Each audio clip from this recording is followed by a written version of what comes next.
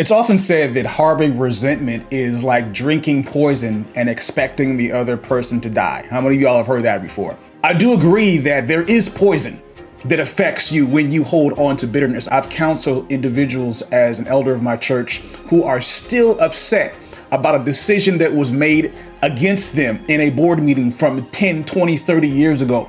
And it's eating them up inside. It's affecting them physically. It's affecting their mental well-being, their ability to relate to other people. I see what the bitterness and unforgiveness does. It seeps into every part of your life, your thoughts, your actions, your conversations, even your prayers. It snatches peace from you as you continue to rehearse over and over again the things that they did, whether or not they are aware of it. And in most cases, you have not even made them conscious of the wrong or the perceived wrong. And the biggest danger is that it alienates you from God, because the Bible says that when you don't forgive, neither will your Father forgive you of your trespasses in Matthew 6:15. But there's a greater danger to wielding this weapon of the enemy that I want to talk about today.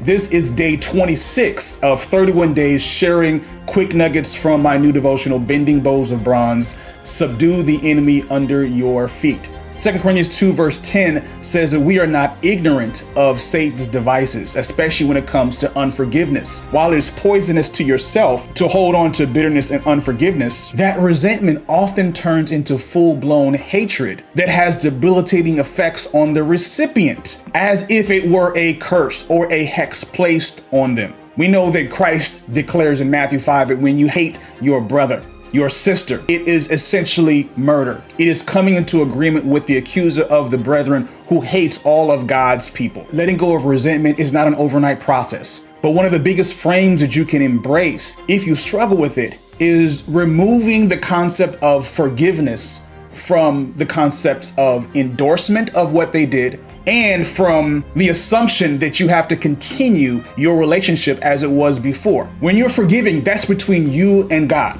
That is a legal transfer of their debt against you to the one who paid all of our debts, and that's Christ on the cross. It's a declaration that their actions don't control you anymore, because guess what? Most of the time, they're not even thinking about you, and you're allowing that pain, that anger, that frustration to rob you of your peace, your joy, your purpose. But now Satan has no more access to assail you or the other person, because you intentionally break agreement with him of the hatred for that person. Here's another danger about resentment, which is the counterfeit to the godly weapon of prophetic word. Now, prophetic word is born out of a selfless love, which we see in the love chapter, 1 Corinthians chapter 13, where we declare the best for a person. Love sees, hopes, declares all things. It's selfless. Unconditional love is the foundation, versus resentment is based on self. It sees, hopes, and declares the worst for that person, and that anger that you hold against them gives place to the devil, Ephesians 4:25. So whether it's bitterness against a church member, against a spouse, against a coworker, against a friend or a family member, when you hold on to bitterness, you're basically delivering a prophetic word in your mind that that person will continue to and always do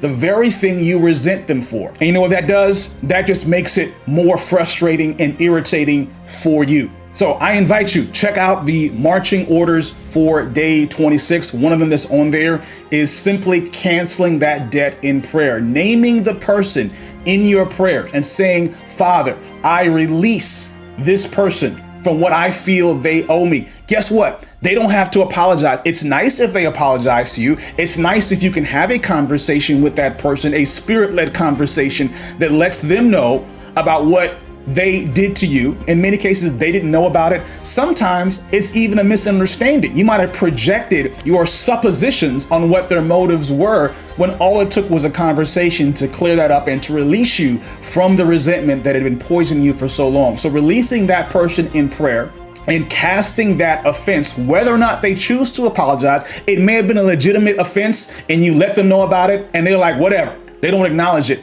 Doesn't matter. Your release of them and your forgiveness of their offense is not contingent on their acknowledgement or their apology. This is done for your sake and for your relationship with your Father, who will deal with that person in his time and place. Make sure you've got your copy of Bending Bows of Bronze, Subdue the Enemy Under Your Feet, and get into these victory declarations that you can utilize and allow God to help you uproot some of the strongholds that have been giving the enemy access that he should not have, and by God's grace, he will no longer have in your life. Tomorrow, we'll see resentment play out in our ongoing case study. I'll see you then.